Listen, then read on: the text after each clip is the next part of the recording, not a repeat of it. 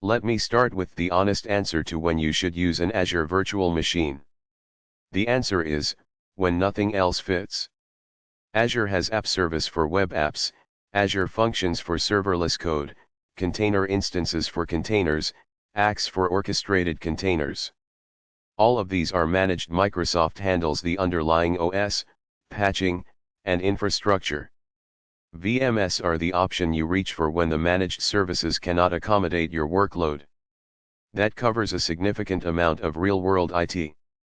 If you have a legacy Windows application that requires a specific version of .NET Framework from 2012, there is no managed Azure service for that. You put it on a VM.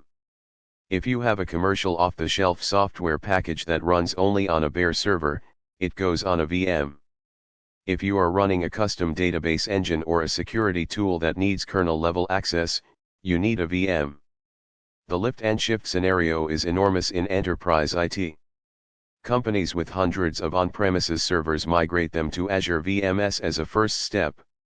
It is not the final destination. Eventually those workloads often get modernized, but VMs let you move to the cloud immediately without rewriting applications. For developers, VMs are ideal for isolated dev and test environments.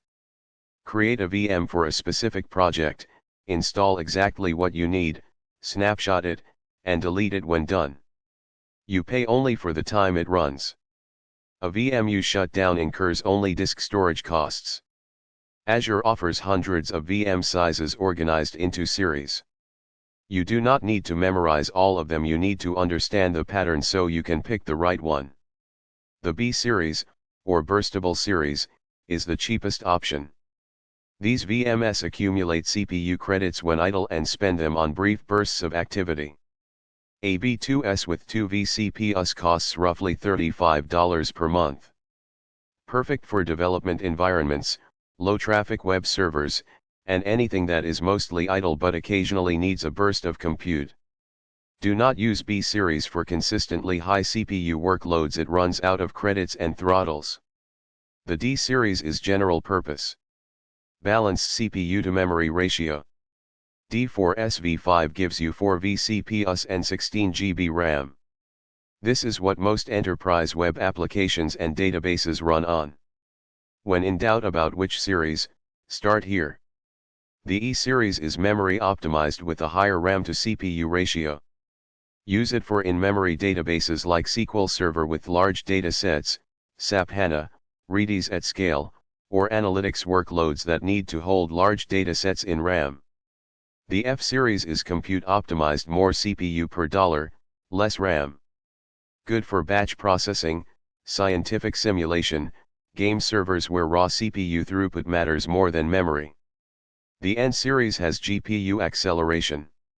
Use it for machine learning training, video rendering, 3D graphics, or any workload that benefits from parallel GPU computation.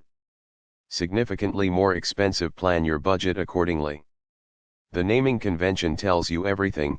D4SV5 means D series, 4 vCPUs, S for premium SSD support, version 5 of the series.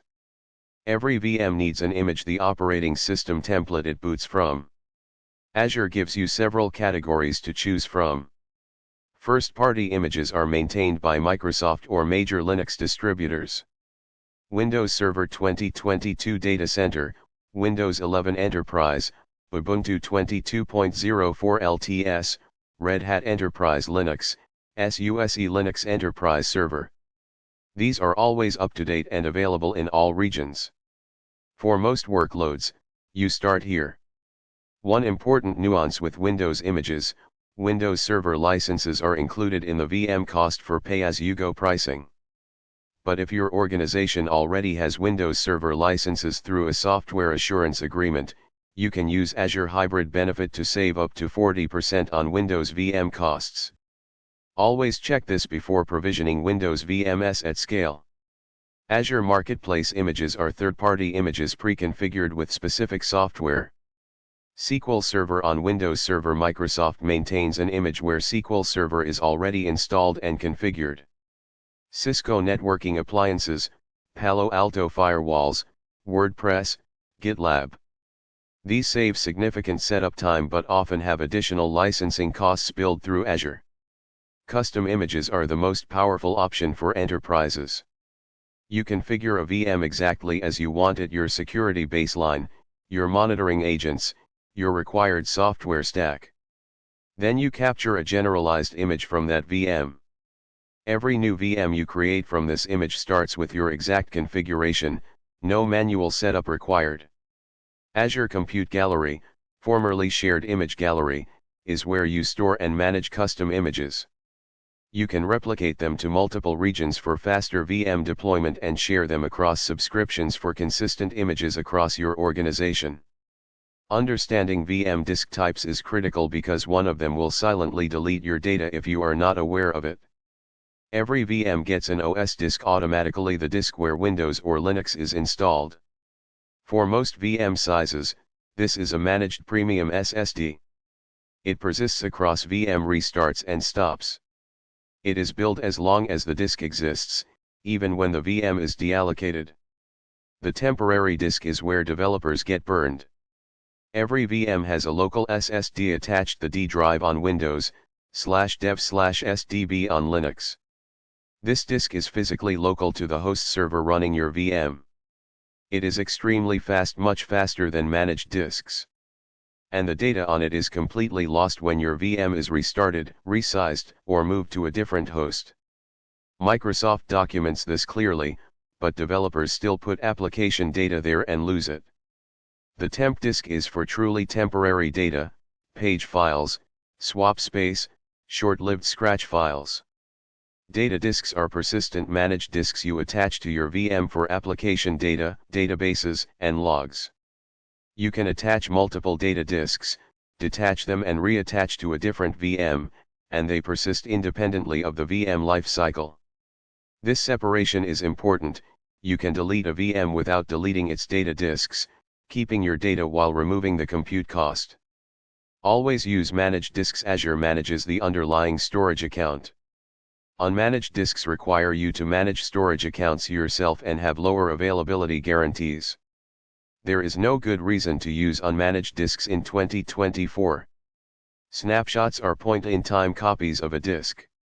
Take a snapshot before a risky change, and you can restore it if something goes wrong. Snapshots are also how you copy a VM's disk to another region. Every Azure VM lives inside a virtual network subnet. Understanding the networking stack is essential because misconfigured networking is the most common cause of VMs that cannot be reached or that are accidentally exposed to the internet. A network interface card, or NIC, is the virtual network adapter connecting your VM to a subnet. Every VM has at least one NIC. The NIC gets a private IP address from the subnet's address range. This address is how other resources in the VNet reach your VM. You can attach multiple NICs to a VM for network traffic separation, though most workloads need only one. Public IPs are optional. If you attach a public IP to a NIC, your VM gets an address reachable from the internet. This is convenient for development but dangerous in production. A VM with a public IP is immediately visible to internet scanners and brute force attack tools within minutes of creation. If you must use a public IP, secure it immediately with NSG rules. Network security groups are stateful firewall rule sets you attach to NICs or subnets. Each rule specifies a source, destination, port, protocol, and allow or deny action. By default, a new NSG blocks all inbound traffic. The first thing most developers do is add an inbound rule allowing RDP on port 3389 or SSH on port 22 from their IP address. The production best practice is no public IP at all. Use Azure Bastion, a managed jump server in your VNet, to access VMs via the browser over HTTPS without exposing RDP or SSH ports. Or use a VPN gateway so your on-premises network connects to the Azure VNet and you access VMs on their private IPs. Let me walk you through creating a VM in both the Portal and the CLI so you understand what each step does. In the Portal, you start at Virtual Machines and click Create. The Basics tab is where you make the most important decisions, subscription and resource group, VM name, region, availability options, image, and size. Take your time here, most of these cannot be changed after creation. The Disks tab lets you configure the OS disk type standard SSD, premium SSD, or Ultra disk and add data disks. The Networking tab is where you select your VNet, subnet, and decide on a public IP. The Management tab has auto-shutdown, Azure Monitor integration, and backup configuration. With the CLI, the minimum viable command is Azure VM create, passing name, resource group, and image. Azure fills in defaults for everything else. For a real VM, you would add size to specify compute power, admin username for the login name, and generate SSH keys to automatically create an SSH key pair for Linux VMs. The keys are saved to your home directory. After creation, Azure VM list with output table gives a clean summary of all VMs, their names, resource groups, locations, and power states.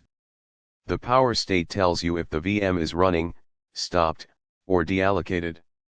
One critical distinction: stopping a VM in the portal or with Azure VM stop leaves the VM in a stopped state, but you are still charged for compute. To stop billing for compute, you must deallocate the VM with Azure VM deallocate. A deallocated VM has no compute charges, only disk storage costs. This is how you shut down dev VMs at the end of the day without losing data. Connecting to a VM depends on the OS and your security posture. Let me cover each option so you know what to use in each situation. For Windows VMs, the standard connection method is Remote Desktop Protocol, RDP, on port 3389. Open the Remote Desktop Connection client on your local machine, type the VM's public IP, and connect with the admin username and password you set during creation. The Azure portal also has a connect button that downloads a pre-filled RDP file with the correct IP and username. For Linux VMs, you use SSH on port 22. If you use generate SSH keys when creating the VM, your private key is at /.ssh/id_RSA and the corresponding public key was placed on the VM. Connect with SSH as a user at the VM's public IP. No password needed. Key-based authentication is both more secure and more convenient. Azure Bastion is the production recommended connection method. It is a fully managed PaaS service you deploy into a dedicated subnet in your VNet. Once deployed, you can connect to any VM in the VNet via the Azure portal using your browser full RDP or SSH in a web interface. No public IP on the VM, no RDP or SSH port exposed to the internet. Bastion authenticates using your Azure AD credentials. The cost is roughly $140 per month for a basic Bastion instance, shared across all VMs in the VNet. Azure Serial Console gives you emergency access to a VM through its serial port, no network required. If your VM has a broken network configuration, a misconfigured firewall rule, or a corrupted boot configuration, Serial Console can get you in to fix it. This has saved many VMs from requiring a rebuild. Run command is another emergency tool. Execute a PowerShell or Bash script on a VM through the Azure control plane, with no direct network connection to the VM at all. VM extensions are the mechanism Azure uses to configure, monitor, and manage VMs after they have been created. Think of them as plugins that run inside the VM and communicate with the Azure control plane. The custom script extension is the most commonly used extension. It downloads a script file from Azure Storage, GitHub, or any URL and executes it on the VM. You can use this to install software, configure Windows features, set registry keys, or run any arbitrary automation immediately after VM creation. In ARM templates and Bicep, you typically chain a custom script extension after the VM resource to fully configure it before handing it off to users. The Azure Monitor Agent extension streams logs and performance metrics from the VM to a log analytics workspace. Once installed, you can query VM CPU usage, memory, disk I/O, and custom application logs in Azure Monitor.